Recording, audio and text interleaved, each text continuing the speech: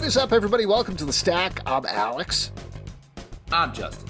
And on The Stack, we talk about a bunch of books that have come out this week and do some advanced reviews, which we'll get into in a moment. But first, let's kick it off with some big books that came out this week. First one, Blood Hunt. Bang! Big bang, bang, bang, bang, big books, as we always say on the show. Blood Hunt, #1 from Marvel, written by Jed MacKay, art by Pepe Larraz. This is the kickoff to a huge event that Jed MacKay has been seeding through various titles for, I think, a year now, I want to say. Additionally, there's been a bunch of tee-ups that have happened in other books over the past couple of weeks that you might have seen, but it all comes to bear here, and it's going to spin out into so many spin-offs. So many one-shots and specials and mini-series. I just want to say up front, we've done things sometimes where we do like mini-series where we're like, we're going to read every title of this and review it of the week. I don't think I could do that with Blood Hunt. Really? You can't handle the blood? I can't handle 12 to 20 titles a week. That's a lot. That's a lot of titles coming out like in a solid week. So I was very, I would say, apprehensive getting in here because I was like, I sort of hope I hate this so that I don't feel bad about not reading every single Blood Hunt title that's coming out. And then, God damn it, it's good. Honestly, I thought this was great.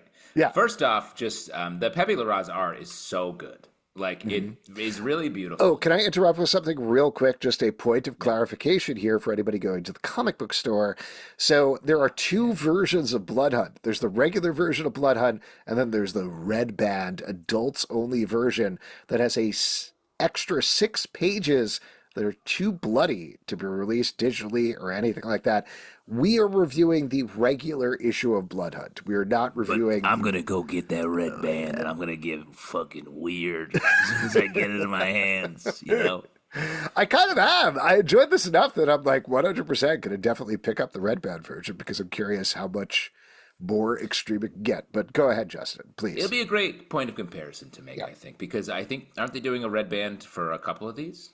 Just the main series. Yeah. And then after that, there's I want to say Jack Russell Terrier, Werewolf by Night series is going to be Red Band as well, but that's after Blood Hunt is over.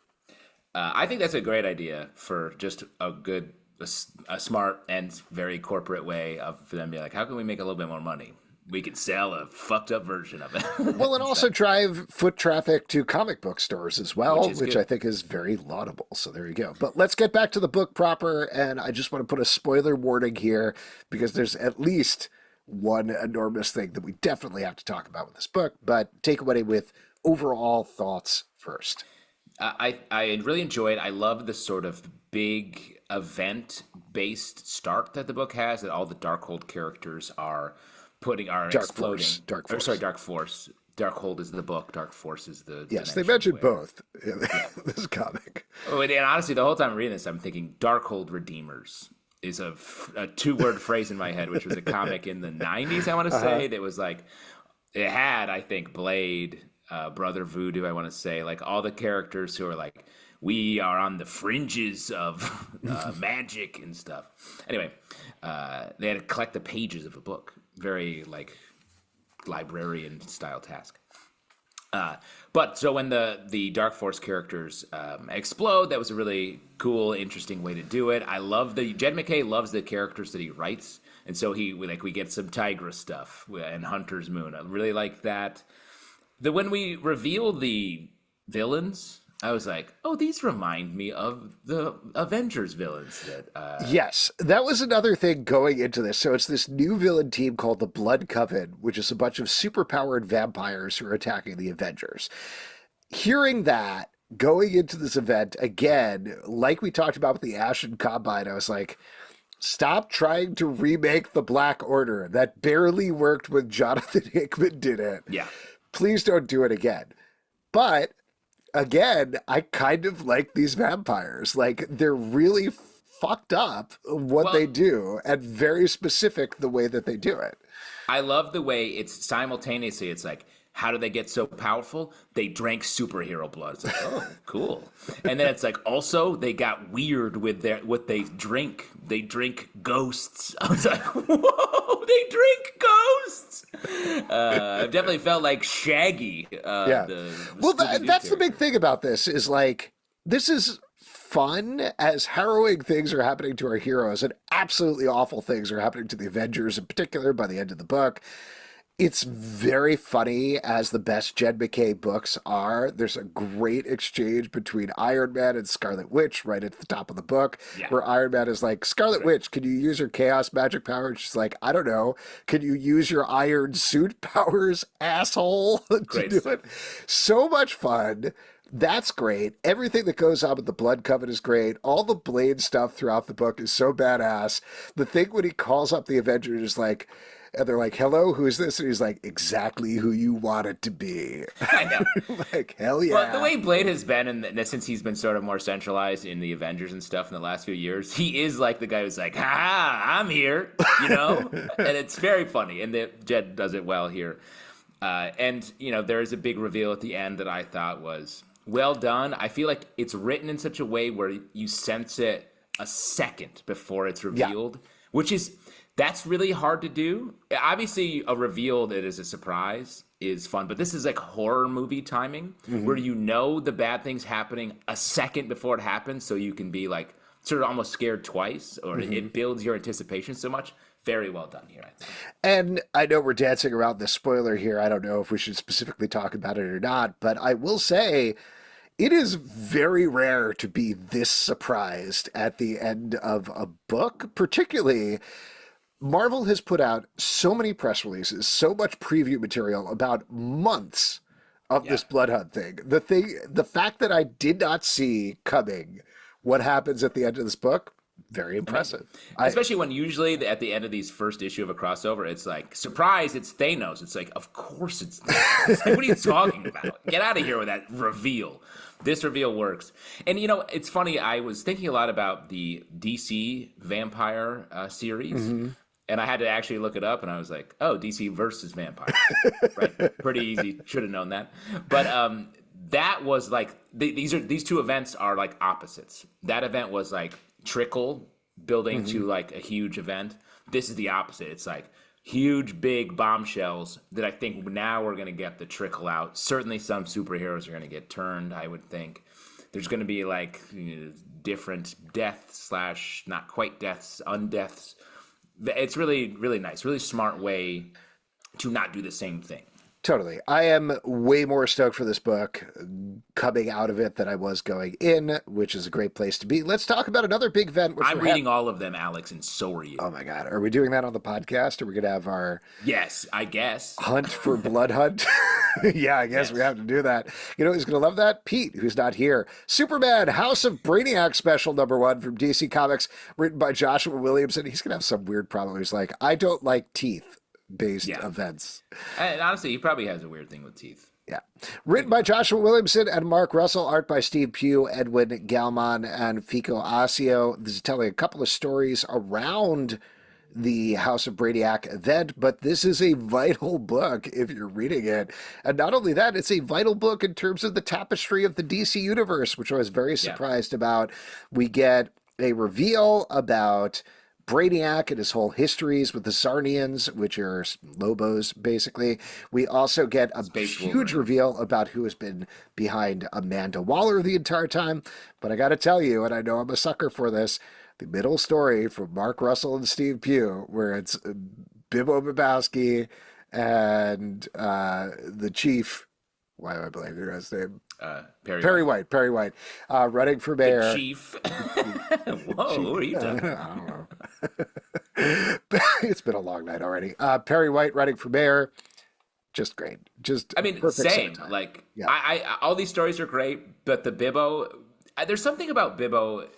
I forget how important Bibbo was for the death of Superman in those years. He was like sort of the heart of the book. Weirdly, you know, Superman's usually the heart of his book, but for a while, Bibbo was like right there. And so then to see him again and sort of referencing that in the past is just really nice. I like Bibbo. I thought this story was great. It definitely has the sort of boots on the ground, beating heart going on. Well, and it's also just great bits from Mark Russell and Steve Pugh. The whole idea that Bibbo is running a bar that up until noon is the Perry White headquarters, and then it turns into a bar, and they keep playing that. Very Genius. fun. All the social media stuff, like Lex Luthor just putting like a interesting, like Elon Musk in there. It's just all like, it's very hard to feel present with a comic book, and that's exactly what this does. Good stuff. Agreed. So, Space Ghost, #1 from Dynamite, written by David Pepose, art by Jonathan Lau. If you haven't, go listen to our interview with David from the live show a couple of weeks back, where he talked about the book. We should ask him about Don't it. do that. Don't do that. He's not here. You don't have to do that. Sorry, I eat ghosts and I ate pizza. Oh, you ate Pete's Ghost. Okay, fair enough. Space Ghost, yeah. This is finally out, so we can talk about it. David, as he mentioned on the book, noted that this is a more serious take on Space Ghost than what they did over on Adult Swim, which is probably what you're most familiar with. And it really pays off here with a pretty intense Space Ghost fighting a really villainous Brack and protecting 2 kids and a monkey. There's some good emotion in here. There's some badass action sequences from Jonathan Lau. This is another one we talked about on the live show. But like Space Ghost just emerging from shadow, that was definitely the moment where I flipped the page and I was like, this is a cool book. Well, and it's very smartly done. Like, knowing that Space Ghost Coast to Coast is what people know of Space Ghost. I mean, like, how can we reintroduce this character and not have it be bits? Mm-hmm. And the way that this perspective, like we see him first emerge from shadow and we're not ever in his head. We're just watching him be badass. It's so smart to show us that. It's sort of very much a page one, like watch him do stuff. We see his different powers at play. You see his sort of grim visage telling people what's up. Like, it's just it makes Space Ghost a good superhero story. I'm really excited to follow this going forward, particularly because of the emotional hook of the 2 kids that he needs to take care of. And the monkey. Yeah, and the monkey. Yeah, I guess that's fine. But mostly the kids. I think, like, they're a good window character into this weird guy who is a white-suited space Batman, but not really at all. So, I don't know. I'm excited to follow this book. How does he keep those spandex clean? In space? In space? There's a lot of dust. There's dust in there. Get in Fury. Space, no one can hear you clean. Get Fury. Somebody call Ridley Scott. Get Ridley Scott. #1 from Marvel. Written by Garth Ennis. Art by Jacen Burrows. This is going back in the day, taking place after the classic Punisher Born Again storyline. Nick Fury has been captured in Vietnam. Punisher needs to go after him to kill him, of course, because he's the Punisher. Also, to be clear, he's not Punisher yet. He's Lieutenant Frank. Captain Castle. He's Captain Regular Castle. guy. There you go. But this is exactly what you expect from this book. You know what you're getting into here. It's Garth Ennis. It's Jacen Burrows. It's violent. It's bloody. There's a lot of very technical war stuff going on. These guys know their way around this, and they continue to crush that. You seem maybe to take a contrary point.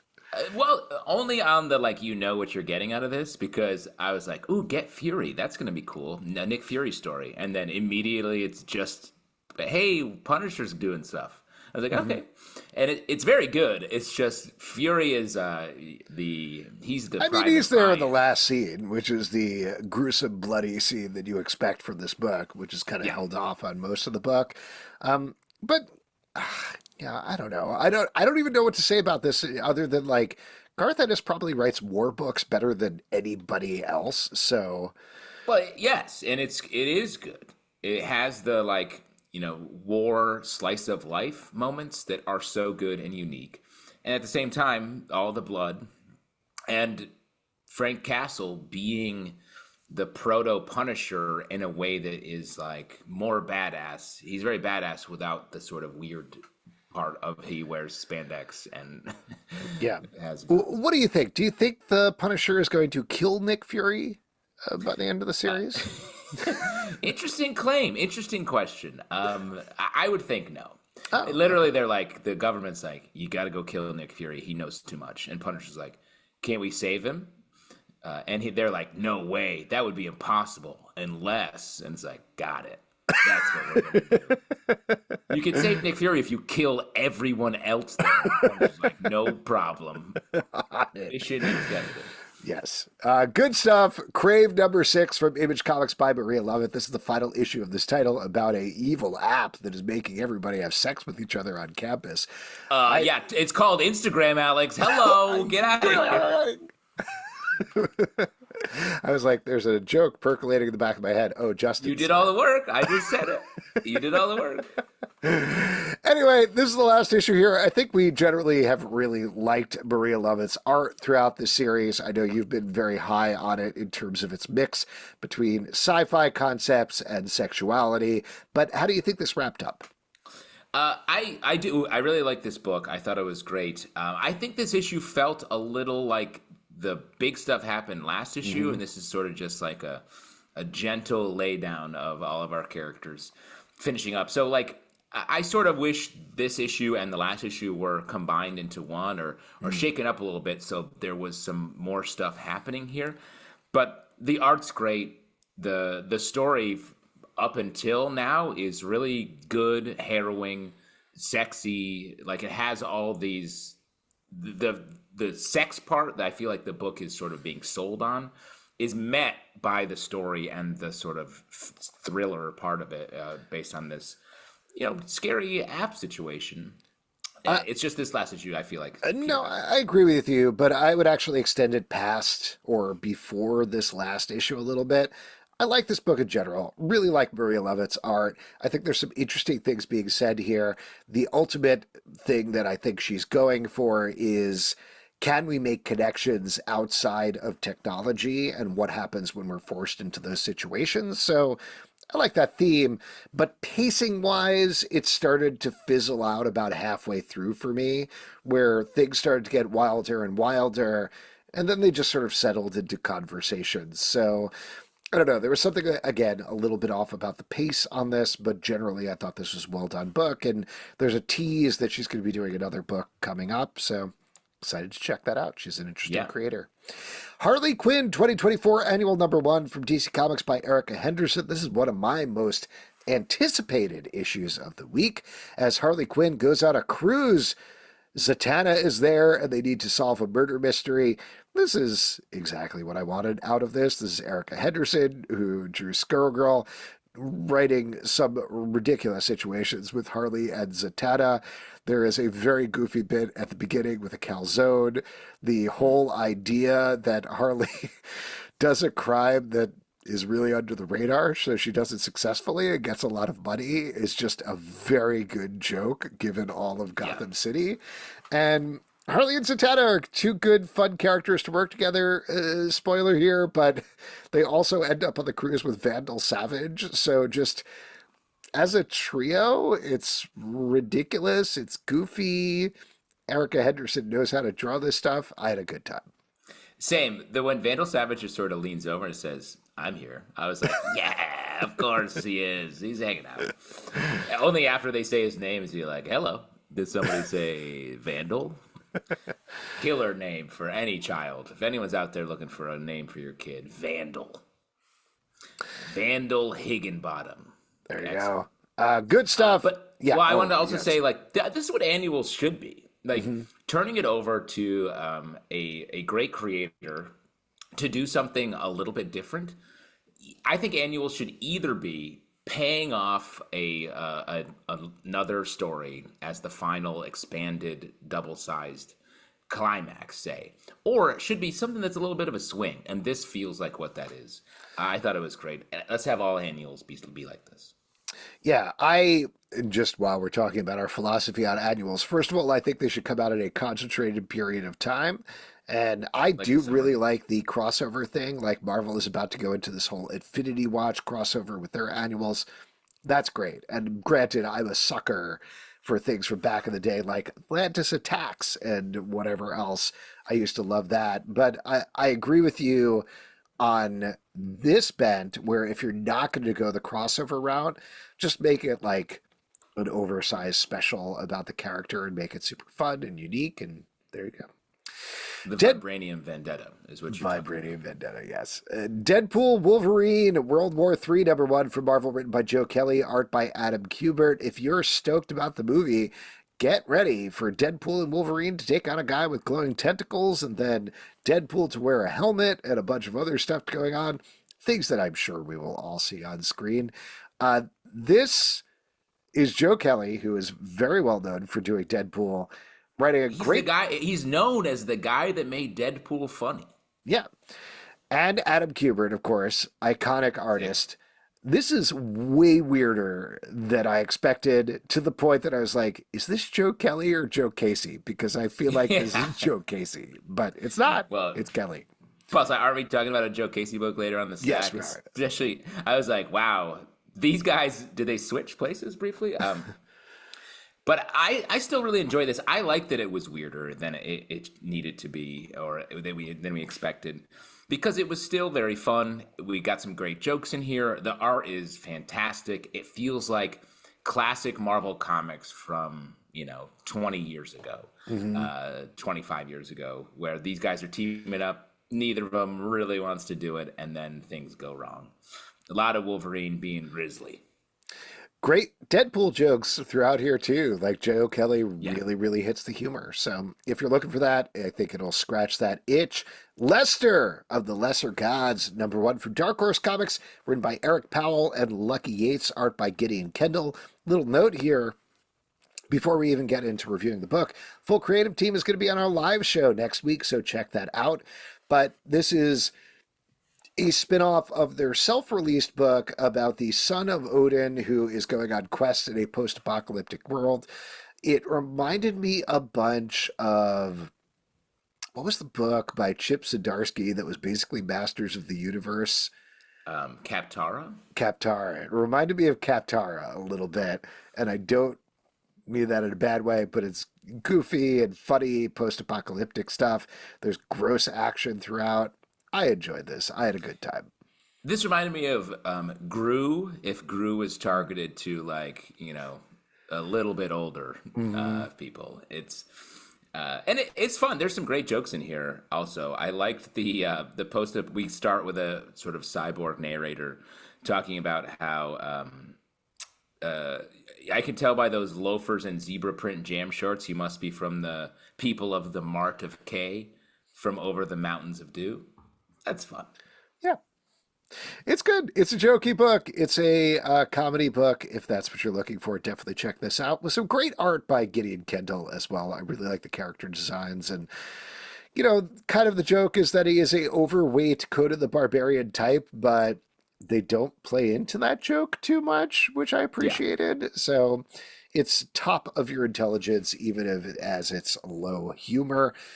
And it feels like it's a little bit lighter than the Goon. It's not nearly as sort of rooted in the miseries of life. It's just going for the fun of it. So that's a fun place to be for these guys.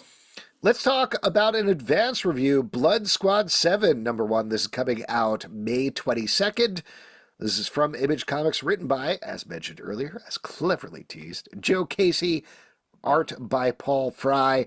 Now, there's an interesting genesis for this book that I'll get into here that I'll admit I was not completely familiar with, but same. The idea here is Joe Casey has been having discussions with Eric Stevenson about the anniversary of Image Comics, and he was like, what if we do something revisiting one of our iconic teams and figure out what it would be like for them 30 years later?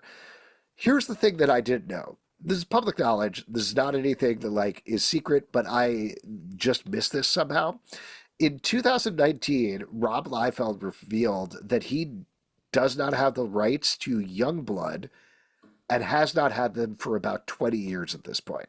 So anytime there's a Youngblood title that has been pushed, he has tried to be a good Samaritan, a good neighbor, and be like, yay, Youngblood, I love the Youngblood, let's go, here's a new Youngblood title. But in 2019, he got kind of fed up, and he was like, I'm not going to do this anymore. This is not my stuff. This is not what I created. And that was the original Image Comics team. For this new book, it seems like what they wanted to do was a Youngblood title that satirically looks back on it 30 years later. What would it be like looking at these celebrity superheroes now that we're 3 decades on? But they didn't want to use Youngblood because they didn't want to give the rights holders the money and etc. So that's pretty wild backstory for here. Yeah. What we actually get is the super team that basically is Youngblood coming They're back even in and the Youngblood poses and different things. exactly It's being like, brought back again, but in a new mode. Justin, what'd you think about this one? Were you a Youngblood guy back in the day? I mean, if you were reading comics back then, the anticipation of the launch of Image Comics with Youngblood #1, I was painting a fence in the summer that it took like a long time. It was a wrought iron fence. You were Tom Sawyer back in the day, right? Sort of, in a way. Yeah. I didn't trick anybody into doing it for me, unfortunately. But all my brother and I were doing it. All we talked about was how we had ordered the Image Comics to be shipped to us, and were they going to come that day? And it turns out we were off by like a full 2 months. They came like at the end. It was horrible. Every day the mailbox is empty. But it was all anticipation. And honestly, when it came, I was like, this is badass. This is amazing. You know, looking back on it, there's not much story there. It's a great idea, but the actual comic is a lot of just featuring Rob Liefeld's art in a way that is awesome. And that was like the biggest thing in the world then. This, I think, gets more into the thematic stuff. The stuff that when Ecstatics or an X-Force came out and the Ecstatics team took it over, Rob Liefeld was like, we did this media commentary, you know, back in Youngblood. And I was like, I don't remember media commentary when I was reading this as a teenager. But this feels like it is actually doing that. And it feels like it is updating it to what the modern world is like, where there's just a darker timbre on all of this stuff.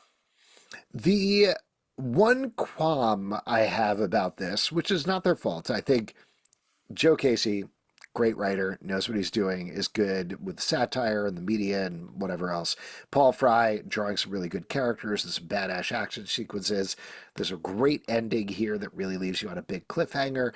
But in terms of this idea, you mentioned Ecstatics, it's already being done. Like, and it's already been done a bunch of times. The one that I would call out is Local Man, that I think from Image Comics is doing a better job right now. And granted, this is only one issue that hasn't come out yet, but it's doing a better job of deconstructing the 90s era of Image Comics than Blood Squad 7 is one issue out of the gate. So we'll see where it goes. I'll still Well, let me read say this. but- I hear what you're saying. I think Local Man is lovingly talking about the Image Comics of the 90s from a grounded character point of view. This feels like almost the opposite. It's being critical of that a little bit from a much wider lens team perspective, sort of more into the premise and ideas. So maybe we'll get more into the characters and we can sort of dip into that, but that's definitely not where it's starting. All right, fair enough. From that nostalgia, let's go to some more nostalgia. Star Wars Episode 1, The Phantom Menace Anniversary Special #1 from Marvel, written by Greg Pak, art by Will Sliney. This is weaving through the raindrops of The Phantom Menace to tell us his tale of Anakin Skywalker and his mom, Shmi Skywalker. Shmi. Beautifully named. Kids can't fault Lucas for naming Shmi. Here's the thing. This is a bad movie that I saw 4 times in the theaters and I've seen multiple times since. What did you learn on the 4th screening of Phantom Menace? That I should stop seeing Phantom Menace in the theaters. But, and I'm still like, it's going back in theaters. I'm like, I don't know. I had a good time. Maybe I should go see it in theaters again, which is straight up Stockholm Syndrome. But I do think writers like Greg Pak are doing a bang up job of looking at like, what is the actual idea here of what George Lucas was trying to do with these things, or maybe could have done with these things, and how can we reclaim it in some way and turn it into something that has some sort of emotional resonance? And that's definitely, I think, what this team does here, because you could feel the flat, terrible delivery of Shmi Skywalker in every single page that she shows up in this book that is consistent with what happens in the comic book. But at the same time, Greg Pak takes the entire span of the story of the Phantom Menace and weaves it into a story of Anakin Skywalker that is really sad by the Yeah. end. I was expecting to like this, frankly, because I know Greg Pak knows what he's doing with this stuff, but I was really bowled over with what he did here. Agree, because when I was like, this is a story about Anakin and his mom, I was like, oh, that's like the double black diamond of making a story good. Because that story is bad. Yeah. Especially the way it ends. It's awful. It's like being hit with a cold hammer, the way that it is played in the movies, and it just sucks. So the fact that Greg Pak was able to find a way to not touch the third rail of all of that bad storytelling and still make a story that was surprising and sweet at points. Even Jar Jar is sort of like telling us what's up. In a way, I was like, wow, really nailed that. I just thought the ending was great. Sorry to interrupt you, but I think like we've seen this with a lot of Greg Pak books. We've seen this with a lot of Charles Soule Star Wars books as well. I almost feel like they take it as a challenge in a certain way. Like, Definitely. this was bad. How can I make this good? Like, how can I plus this up a little bit and figure out what they meant to do here, but completely 100% missed? So, if you have any nostalgia about the Phantom Menace, if you hated the Phantom Menace, in equal portion, I think this is worth picking up because this is a very heartfelt story. So there you go. It's also funny the way that Greg writes this, where it's like, and Anakin did the impossible by accident again. It's like, yeah, it is crazy when you see all the things he does much closer together than in the movie, even when he accidentally saves the day when he's flying through space. Man. Shmi, goodbye, good night, Shmi. Let's move on to something that is not nostalgic, but actually extremely heady. The Flash 24 annual #1 from DC Comics, written by Cy Spurrier, art by Scott Koblish, Aman K. Nahulpen, George Kambadius, and Tom Derenick. This is basically the diametric opposite of the Harley Quinn annual, because this is heavily tied to what is going on in The Flash. Wally West is missing. He is traveling with a weird silver lady through various dimensions, trying to catch beings called the Stillness. Meanwhile, Barry Allen is back on Earth, and something is extremely wrong with him that he is grappling with. Meanwhile, all the Flash villains are in the background, kind of doing their own thing and trying to destroy all the Flashes. Plus, Amanda Waller shows up. So much is going on in this book, but man, I appreciate this book just on the level of it intellectually engaging me. I know I've talked about this on the podcast before, but like, there's some books that you're like, yep, flipping through it, read it, here we go. Got it. Flash is like, I need to stare at every page and read every word and make sure that I understand what's going on. Because it's the Shogun of comics, right? Yes. Great call. It's so intricate. Yeah. And I really like it, though. I like that it's really breaking down the Flashes, something that really never happens. Bad things happen to the Flashes all the time, but rarely are they meticulously disassembled in this way. They're smashed. We're smashing the Flash right here. And Flash smash. It's really, really well done because of the high physics way that it's being done. And it feels like we know the problem, even though we don't yet. Storytelling wise, we don't know the answer, but it feels like it's right on the fringe. It's like right at the end of our vision, and we can't quite turn our head fast enough to see it. And I love that feeling when I'm reading something.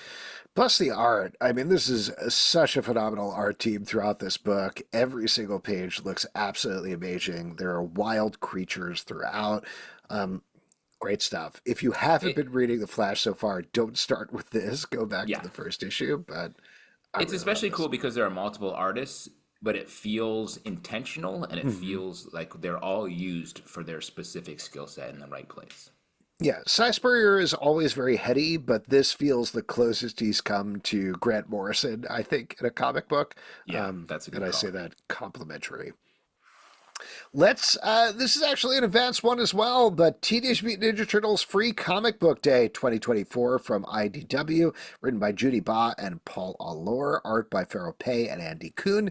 As usual with Free Comic Book Days, this is giving us a preview what's coming down the road. Here it's for TMNT. You're not getting the Jason Aaron stuff, but you are getting Night Watcher, Night Smasher. I should have written this down, Night but Watcher. Yep. Night Watcher, who is a mysterious figure dressed in armor who seems to be the shape of a turtle and looks like a turtle, but who knows? We don't know that, Alex. He might just have a very strong back. He might.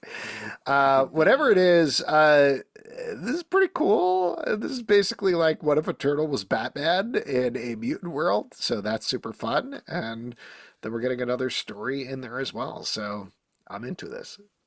Yeah, I mean, it is funny reading this when we're on the precipice of a full reinvention of the Teenage Mutant Ninja Turtles, where it's like, oh, this isn't that. But here's like sort of like here's a couple appetizers, and it has appetizer energy, this book, because it is like a tangential book about this Batman turtle, and then it's just a fun story about what if Splinter like fucked around a little bit. What if he like played some video games Yeah. and all that? But reading Super the second fun, story, though. yeah, it's very. That's what I'm saying. Like, it's very fun. It's very reminiscent of the animated series, something that doesn't often happen in a good way in the comics. It's also funny to me. It struck me that when we first come up on the scene, everyone's sort of doing their own thing. Donatello's doing machines. Raphael's punching a punching bag. Michelangelo's playing video games, and Leonardo is making pizza. Which I was like, hold on, they don't make pizza; they eat pizza. Yeah, they don't know. It was very weird to see him tossing dough. The idea that he's like making pizza. The whole thing is they get it delivered Yeah. Come on. or steal it or something. The fact that he's making pizza really took me. It took me a minute to get Man, it. it really took you out of the comic book? I was like, if they make pizza, why do they ever need to go anywhere? The whole thing is they went to get pizza and they got And seen. honestly, I just want to mention for anybody listening to the podcast, it is very easy to make your own dough. I usually once a month will make like a ball of dough, cut it into 4 parts, put it in the freezer.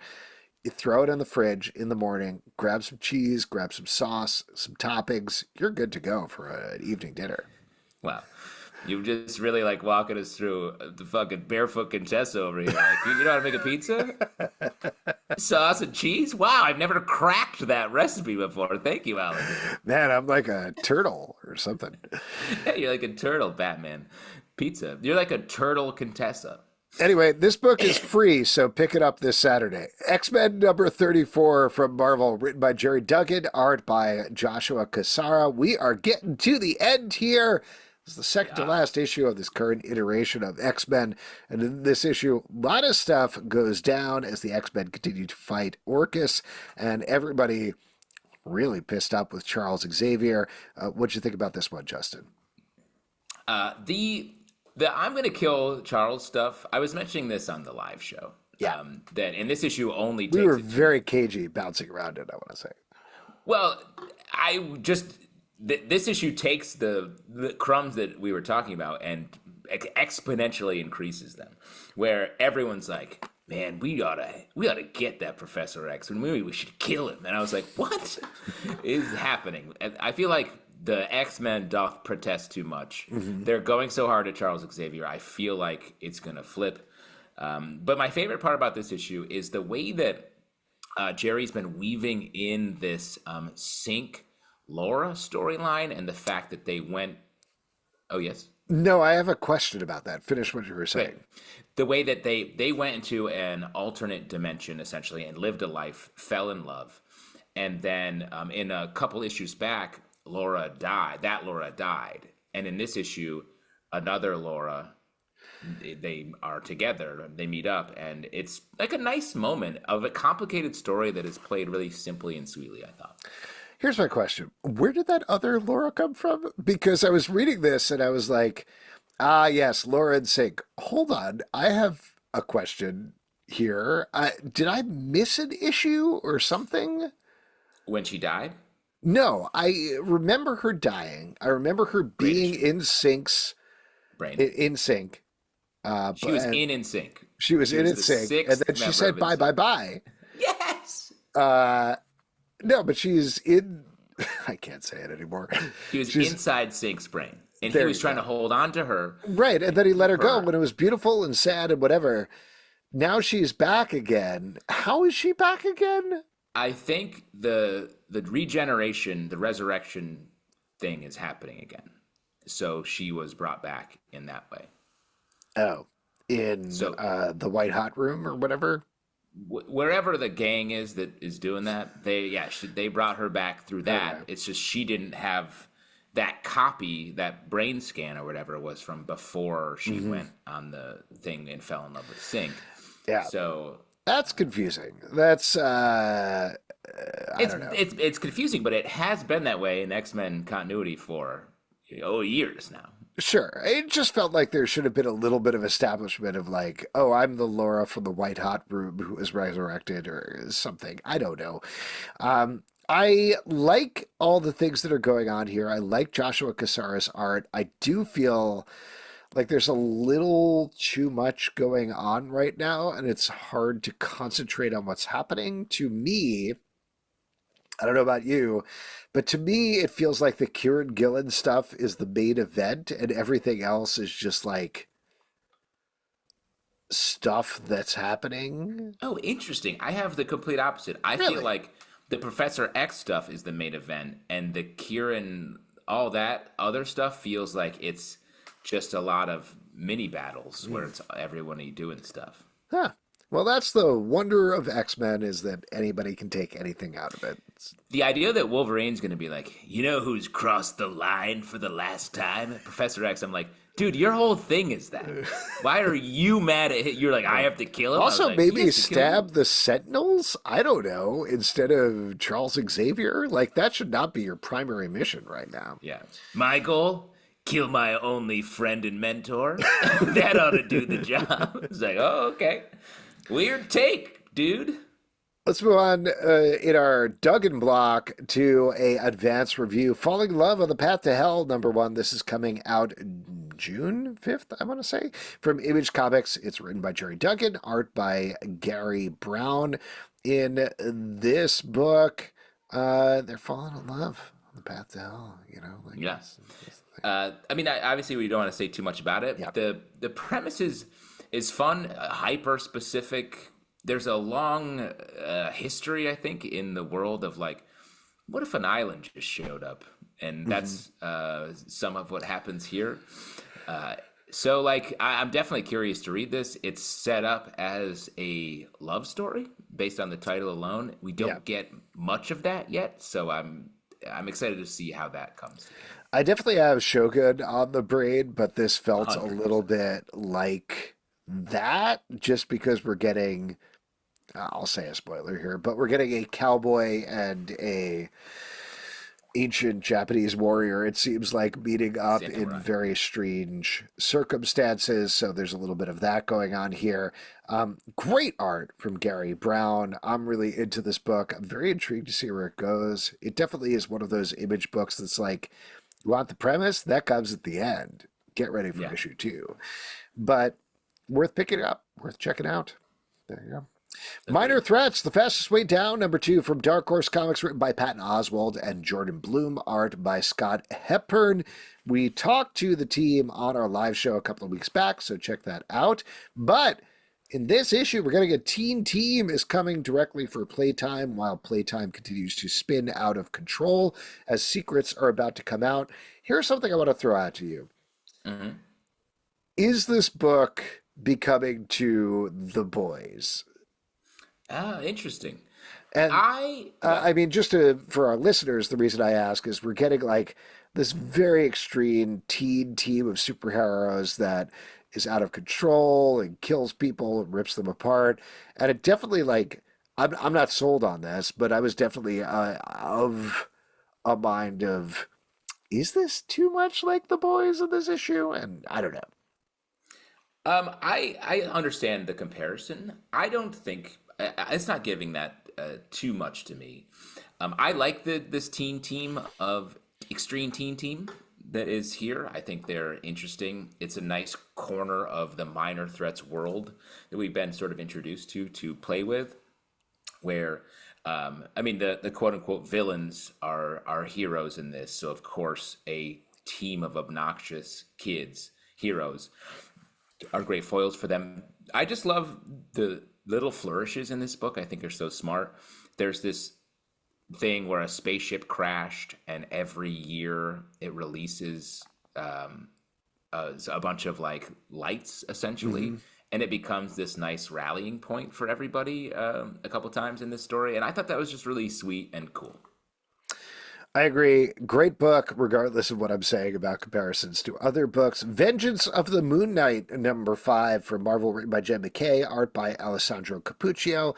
We are getting two things going on here. One, Tigra and Hunter's Moon are battling the Shroud, who has been revealed to be the new Moon Knight. And 8-Ball is getting his own therapy session, as we've been getting every issue. If you read... Blood Hunt, I think it's probably good to read this second, even though it technically takes place first, just because there's a big thing that happens here towards the end that ties into the event. This is really good. I really like just the mode of diving into the psychology of each of these characters every issue. Makes it very specific and interesting. I don't honestly know what 8-Ball is. That was one of the big things I was reading this issue. I was like, is he just a guy who wears a big thing on his head, or what's going on? But I still like that character anyway, so I don't know. Well, and it seems like 8-Ball's taking center stage going forward in this comic. Yeah. So that's interesting. This is such a tonal difference from Jed MacKay's other books. Like, this feels like it's a little darker, and it's a little bit more on the edges of...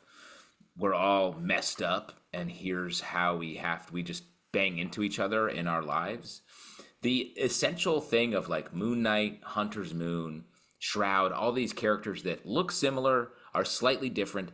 There's a little bit of confusion there for me still in reading this, but I agree with you. It's a good story, and I like the way it's spinning directly into the Blood Hunt stuff. DC's Spring Breakout, #1 from DC Comics, written by Joey Esposito, Thomas Krajowski, Megan Fitzmartin, James Reed, Mike W. Barr, Patrick R. Young, Morgan Hampton, and Cameron Chittock. Art by Vasco Georgiev, Wes St. Clair, Gavin Guidry, Scott Collins, Kenya Denino, Nico Bascunian, Paul Perlier, and Marco Santucci. This is all based on a very clear theme, which is spring break, I guess. Well, I would argue with that a little bit. What's up? I think there is a lot of spring break stuff in this, but there's also some stories I'm like, I don't know what this is about. That are good. There's a Lex Luthor being buried alive in a coffin pit. That's what you do on spring break. I guess that's. Have you ever been to Tijuana? That's like one of the main activities. What's up, guys? I'm here at MTV Spring Break. We're doing the coffin break out here. Let's see if anybody can make it. I'm Eric Nies. Third Eye Blind alive.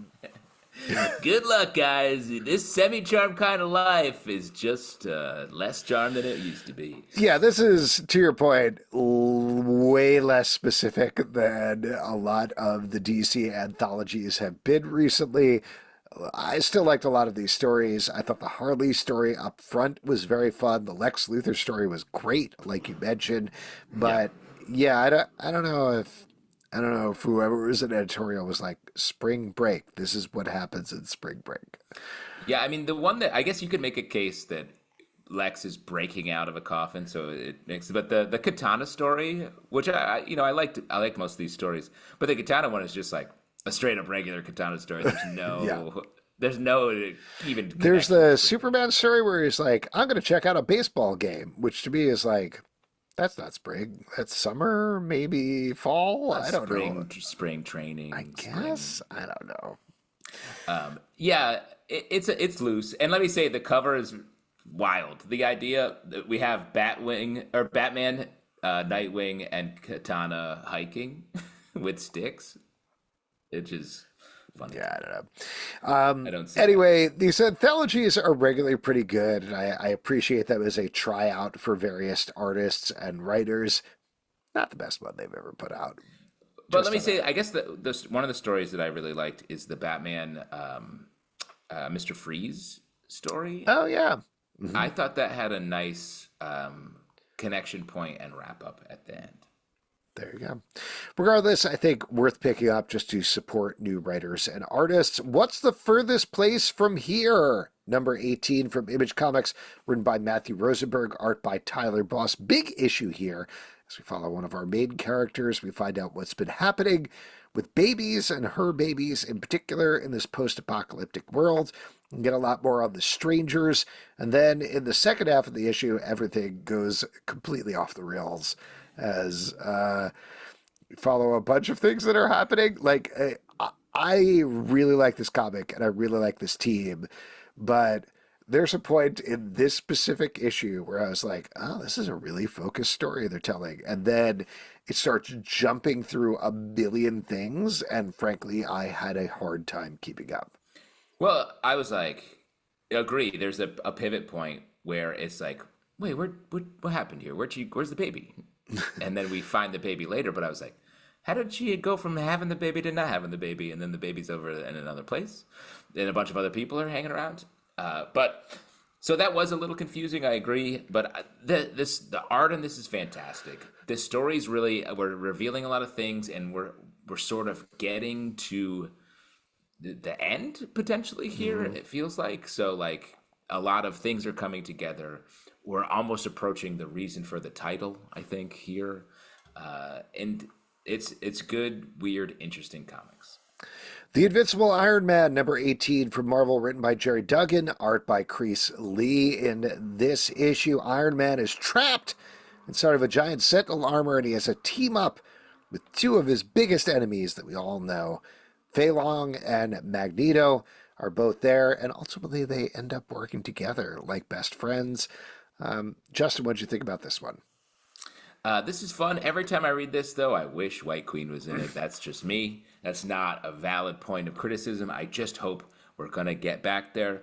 It's funny to see Magneto and Iron Man hanging out. They're a weird... I don't quite... Ironically, we talked about this the last issue, and I had the same impression this issue where Iron Man's like, Magneto, one of my greatest enemies. And reading this, I'm like, is he? Have you guys ever met?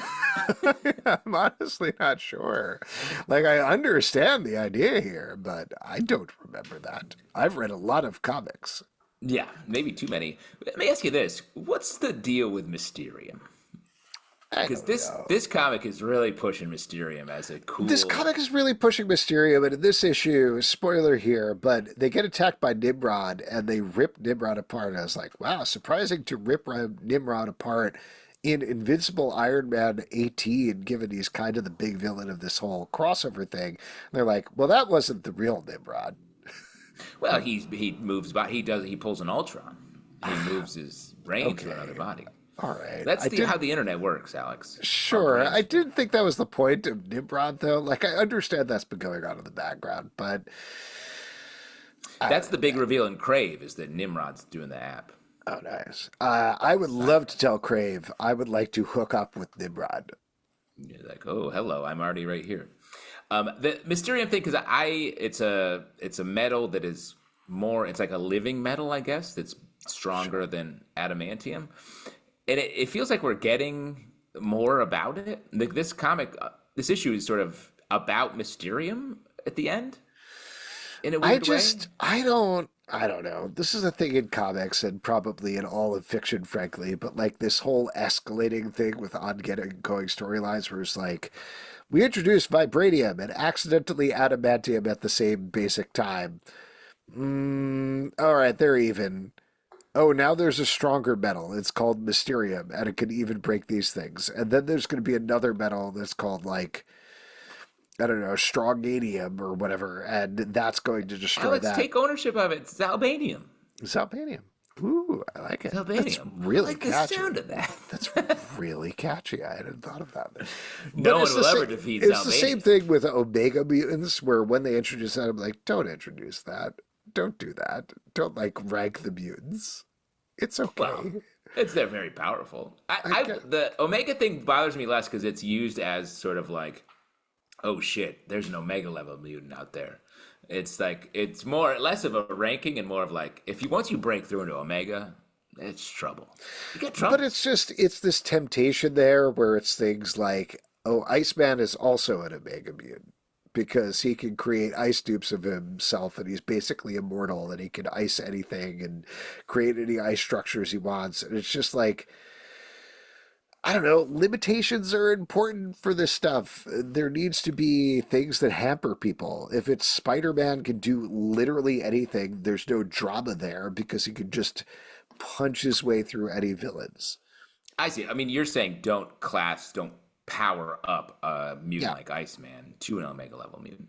Interesting take coming from someone whose favorite mutant is the least Omega level Cypher. Yeah. He's a Alpha level. Zeta level. Zeta, yeah. Yeah. Toxic Summer, #1 from Oni Press by Derek Charm. This focuses on two dudes who just want to have the sexiest summer ever, and unfortunately, they get jobs at a beach that has become completely infested with toxic waste. Trying to have a good summer anyway. This is a delightful romp that slowly works its way into a monster horror story. Slight spoilers there, but super fun. Great art by Derek Charm. This is, as per his name, as charming as I wanted it to be. I had such a blast reading this book. Really fun, and but based on the what the book feels like as you're going through it, it has a real '80s movie energy, but it gets appropriately scary, I think, and horror-y. So I think it's a good. It's a nice ramp up into that. I'm looking forward to the next issue. Character designs are great. I really liked the dichotomy between the main two characters as well. We've got our straight man, crazy man thing going on. Feels like you said, perfect classic 80s comedy in comic book form. The Incredible Hulk, #12 from Marvel, written by Philip Kennedy Johnson, art by Nick Klein.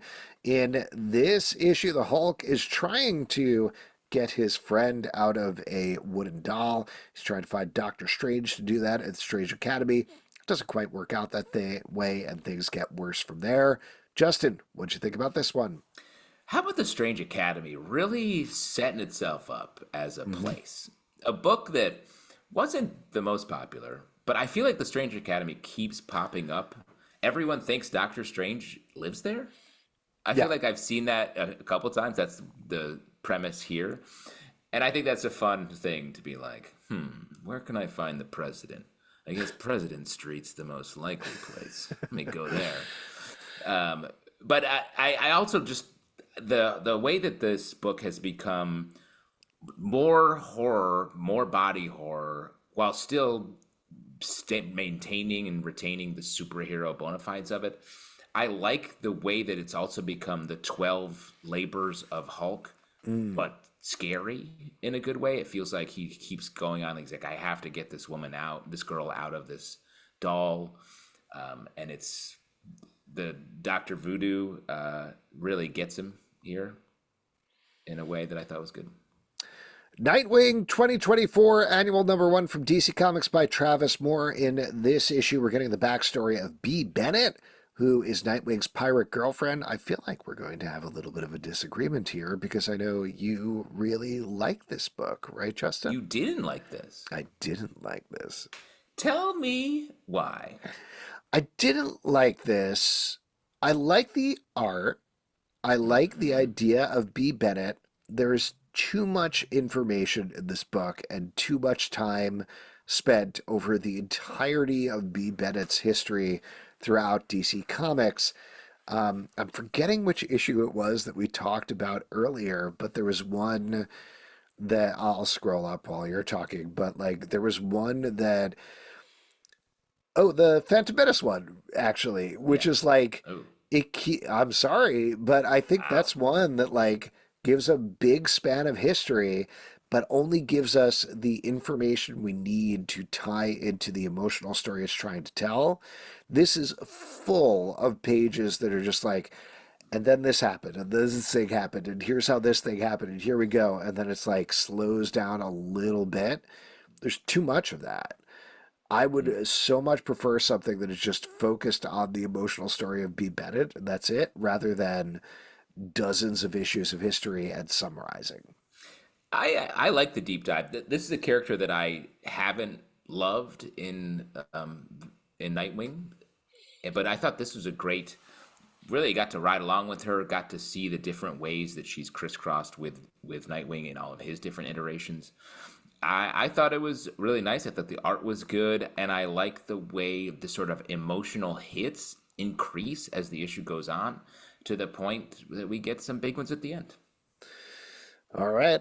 Big disagreement. Let's see if we agree on the last one. The Immortal Thor, number 10 from Marvel, written by Al Ewing, art by Carlos Magno. This is picking up after The Roxanne Thor, the one shot where Enchantress has created a fake version of Thor who loves corporations. Here, Thor is fighting the Roxanne Thor to see which Thor reigns supreme. This book is great. It has changed so much since the beginning, where it was about like uber gods. And I assume we're going to loop back to that and weave everything together. But the parody that is going on here as Thor is corrupted by these action movie tropes and tries to suppress those urges, I honestly thought the satire was sharper in this issue than it was in the Roxanne Thor issue, which I was very surprised about. I agree. I love that Thor can't help but think of cliches to say. I thought it was such a funny idea. It worked super well to do the cliche, to have set up the cliche moment, hear him think it, and then be like, "Don't say that." I was like, I just loved that as a little comedic structure to this whole story, and the action's great, and we get a great reveal at the end. So this is it's a very surprising comic that it's working on all these levels while still being a great Thor story. And if you'd like to support this podcast and all the podcasts we do, patreon.com/Comic Book Club. Also, we do a live show every Tuesday night at 7 p.m. To Facebook and YouTube, come hang out. We would love to chat with you about comic books, Apple, Spotify, Android, or the app of your choice. To subscribe, listen, and follow the show at Comic Book Live, on Twitter/X, Comic Book Club Live, on TikTok and Instagram, comicbookclublive.com. For this podcast and many more, until next time, we'll see you at the Comic Book Club. Oh no, his bones are made of zalbanium. He's undefeatable.